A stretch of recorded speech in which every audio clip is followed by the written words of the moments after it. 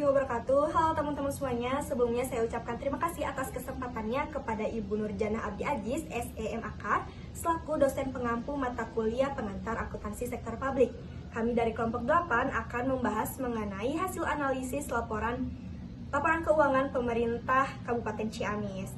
Saya Altifah Baria selaku moderator dan juga dari rekan saya ada Anita Rahmawati yang akan membahas mengenai analisis kesesuaian terhadap kerangka konseptual PSAP, lalu ada Dila Putri yang akan membahas mengenai analisis ketidakpatuhan terhadap PSAP dan dampaknya, lalu ada Anissa Fitri yang akan membahas mengenai deteksi potensi fraud, lalu ada Anita Ratna yang akan membahas mengenai evaluasi pengelolaan laporan keuangan. Nah, langsung saja pada pembahasannya, bahwa pernyataan standar akuntansi pemerintah nomor 1 mengatur bahwa laporan keuangan pemerintah ini harus memenuhi beberapa komponen, yaitu laporan realisasi anggaran, laporan operasional, neraca, laporan perubahan ekuitas, dan catatan atas laporan keuangan. Nah, untuk pembahasan selanjutnya akan disampaikan oleh rekan-rekan saya.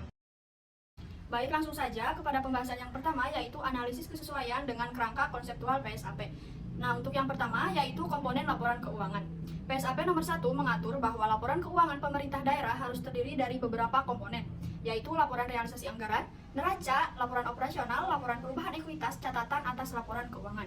Nah, dalam laporan keuangan Kabupaten Ciamis yang telah disediakan, Inspektorat Kabupaten Ciamis telah menyusun semua komponen laporan keuangan yang diperlukan, termasuk LRA, neraca, laporan operasional, dan CALK. Nah, hal ini menunjukkan bahwa laporan keuangan Kabupaten Ciamis telah memenuhi kriteria kesesuaian komponen yang diatur dalam PSAP. Nah, yang kedua yaitu penggunaan basis akrual. PSAP nomor 1 mengharuskan penggunaan basis akrual dalam pengakuan aset, kewajiban, pendapatan, dan beban.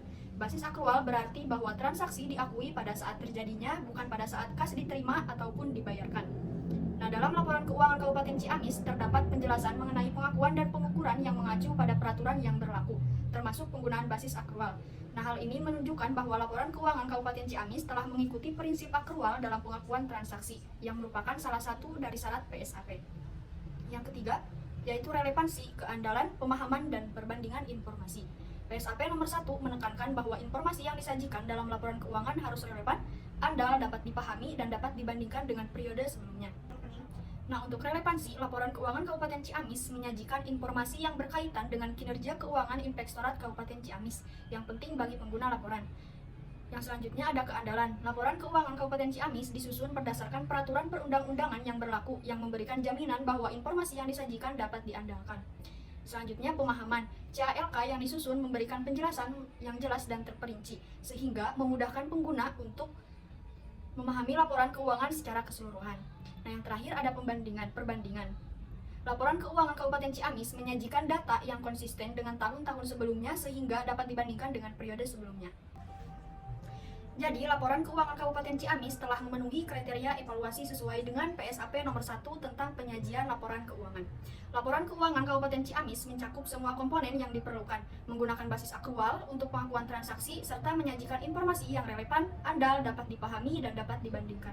Nah, hal ini menunjukkan bahwa laporan keuangan Kabupaten Ciamis telah disusun dengan baik dan sesuai dengan standar yang ditetapkan.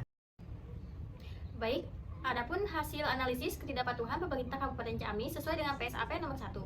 Yang pertama, adanya pengungkapan yang tidak lengkap. Ada beberapa komponen penting seperti rincian aset, kewajiban, dan pos ekuitas tidak selalu didetailkan sesuai standar yang dimandatkan oleh PSAP nomor 1.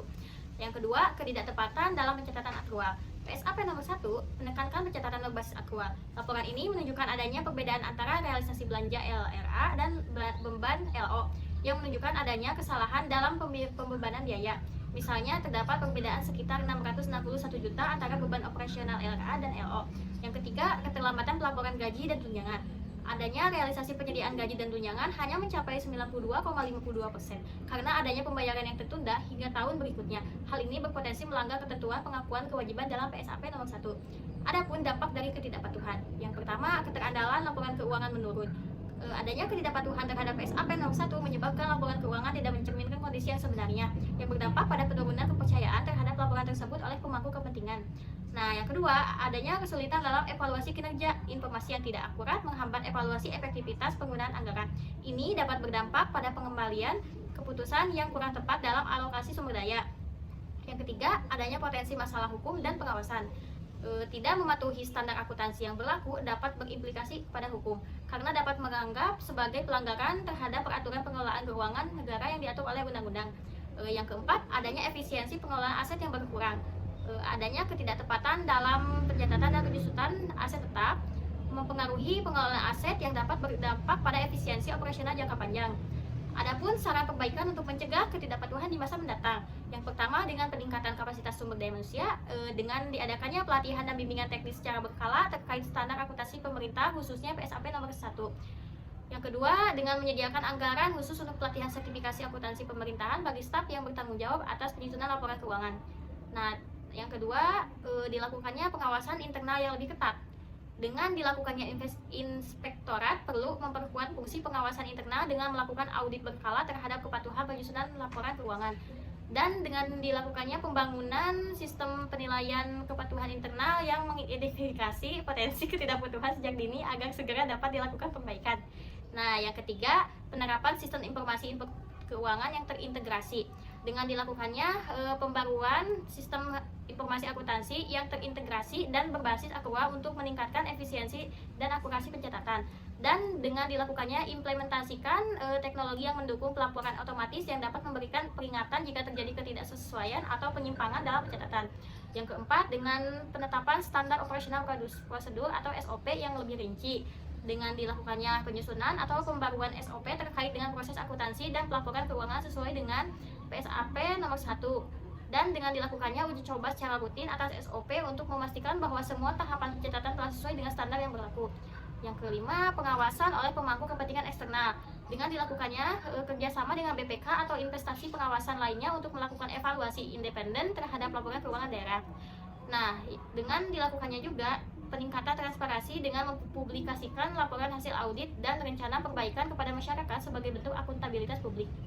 Dengan implementasi saran-saran di atas, diharapkan pemerintah Kabupaten Ciamis dapat meningkatkan kepatuhan terhadap PSAP nomor 1 dan menghasilkan laporan keuangan yang lebih akurat, transparansi, dan dapat dipercaya oleh semua pemangku kepentingan.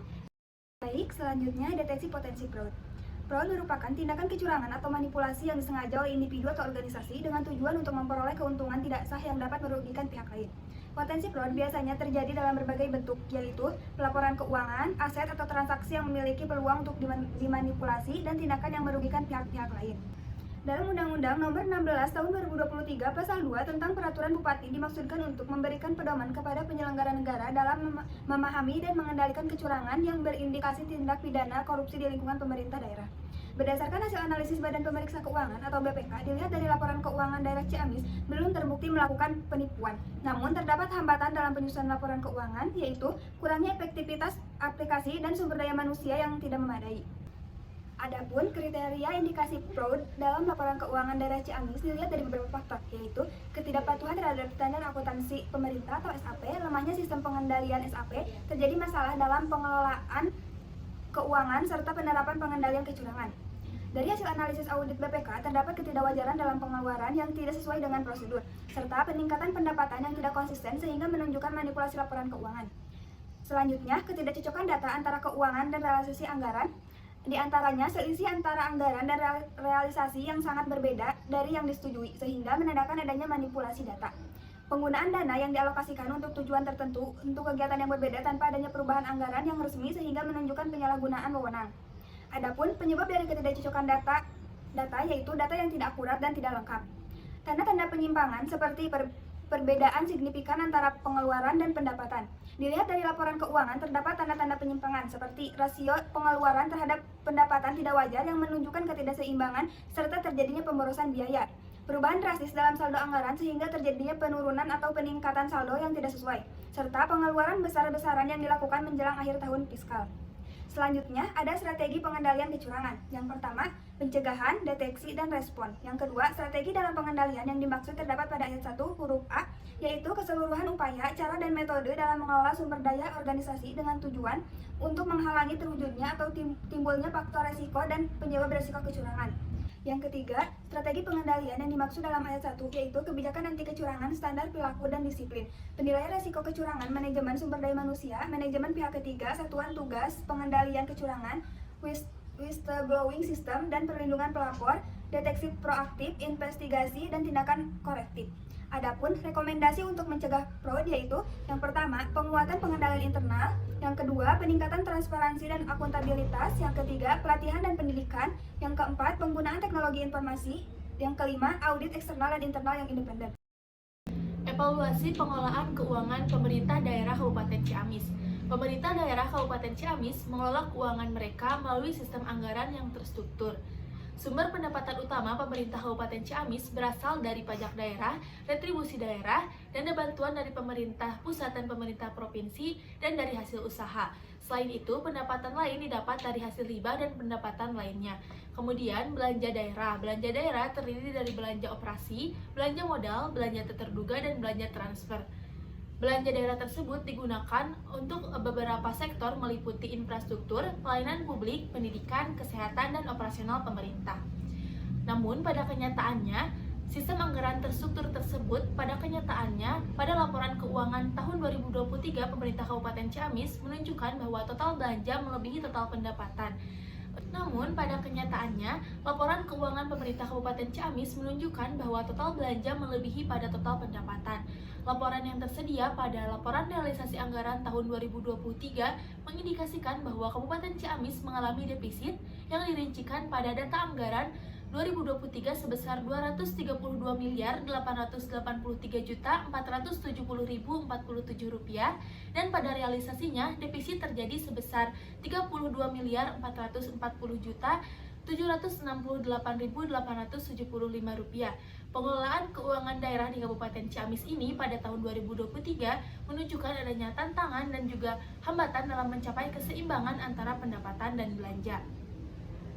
Adapun beberapa penyebab potensial terjadinya defisit tersebut, yang pertama adalah pendapatan yang rendah, yang kedua adalah belanja yang tidak efektif, kemudian yang ketiga kenaikan biaya operasional, dan yang terakhir adalah kurangnya sumber pendapatan.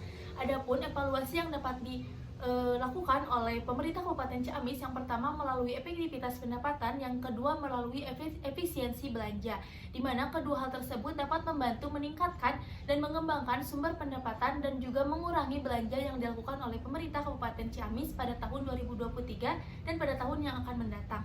Terima kasih, saya kembalikan kepada moderator. Terima kasih kepada rekan-rekan saya yang sudah menyampaikan penjelasannya.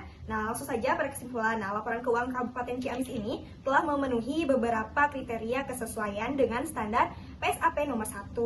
Nah, laporan tersebut sudah menyajikan semua komponen laporan keuangan yang diperlukan. Nah, laporan tersebut juga telah mengikuti prinsip akrual dalam pengakuan transaksi, akan tetapi terdapat beberapa ketidakpatuhan seperti pengungkapan yang tidak lengkap, ketidakpatuhan dalam pencatatan akrual, dan keterlambatan pelaporan gaji dan tunjangan. Sekian presentasi dari kelompok kami, kurang lebihnya mohon maaf. Wassalamualaikum warahmatullahi wabarakatuh.